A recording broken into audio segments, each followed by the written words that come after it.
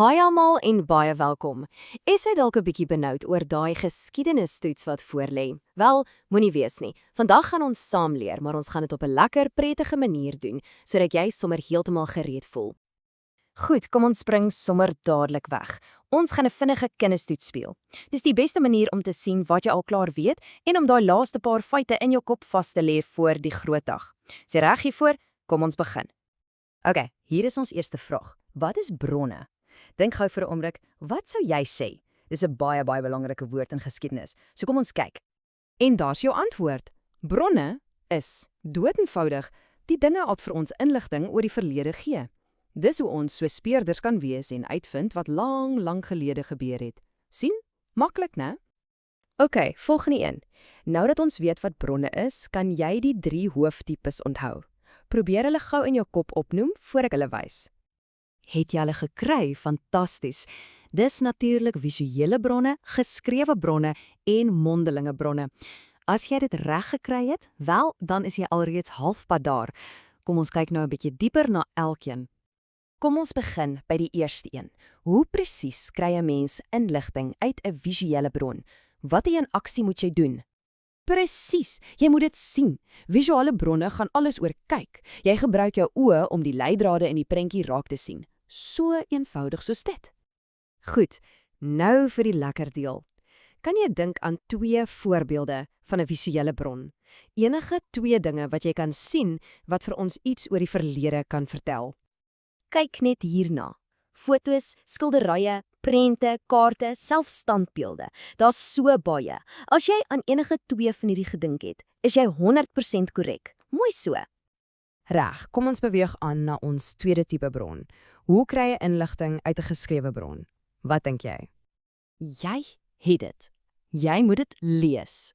'n Geskrewe bron het woorde, so jy moet jou leesbril opsit of net jou oë gebruik om die inligting daaruit te kry.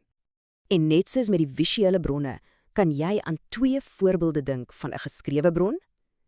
Dink aan dinge wat jy elke dag sien wat woorde op het. Natuurlik, boeke, koerante, tydskrifte en moenie vergeet van meer persoonlike goed nie, soos dagboeke en briewe. Hulle is almal fantastiese voorbeelde. Goed gedoen as jy 2 kon noem. Goed, tyd vir die laaste van ons 3 groot groepe. Hoe kry jy inligting uit 'n mondelinge bron? Dink mooi, hierdie een is 'n bietjie anders as die ander 2. En die antwoord is, jy moet daarna luister. Mondelinge bronne is geskiedenis wat jy hoor. Dit kom by jou ore in, nie jou oë nie. Jy ken die roetine nou al. So, gee vir my 2 voorbeelde van 'n mondelinge bron. Waarna kan jy luister om iets oor die verlede te leer? Ja, hier is 'n paar goeie voorbeelde. Stories wat jou oupa of ouma vertel, onderhoude met mense wat iets beleef het, liedjies wat oor sekere gebeure gaan en natuurlik ooggetuie verslae.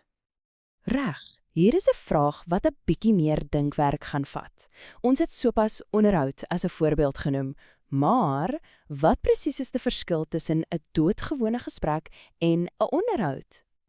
So, kyk mooi. By 'n gewone gesprek, soos hier aan die linkerkant, gesels almal sommer lekker saam. Dis informeel, maar 'n onderhoud is anders. Dit het 'n doel. Een persoon vra spesifieke vrae om inligting te kry en neem dit gewoonlik op. So onderhoud is 'n beplande manier om geskiedenis vas te vang. Ons is amper aan die einde van ons speletjie. So, hier is die laaste vraag. Wat is voorwerpe en fossiele? Ons weet 'n voorwerp kan 'n visuele bron wees, maar kom ons kyk wat dit presies beteken. Goed, 'n voorwerp is basies enige ding wat ons kan sien of aanraak wat vir ons 'n storie vertel. Dink aan 'n ou pot of 'n stuk gereedskap. En fossiele? Wel, fossiele is 'n baie spesiale tipe voorwerp. Hulle is super oud, soos dinosaurusbene wat vir ons vertel hoe die wêreld miljoene jare gelede gelyk het. En dis dit. Jy het die hele kennistoets kaf gedraf. Jy is nou amptelik 'n volwaardige geskiedenisspeurder. Fantasties gedoen. Net voor ons groet, kom ons kyk vinnig weer na die belangrikste deel. Onthou net hierdie 3 woorde. Vir visuele bronne moet jy sien. Vir geskrewe bronne moet jy lees en vir mondelike bronne moet jy luister. Sien, lees, luister. As jy dit kan onthou, is jy reg vir enige vraag oor bronne. En ek los jou met een laaste ding om oor te wonder. Watter bronne van vandag gaan eendag môre se geskiedenis wees? Dink daaroor. Die fotos op jou foon, 'n dagboek wat jy skryf, die stories wat jy vir jou vriende vertel, dit alles is besig om die geskiedenis te word vir mense in die toekoms. Baie sterkte met jou toets en onthou, hou aan dink soos 'n speurder.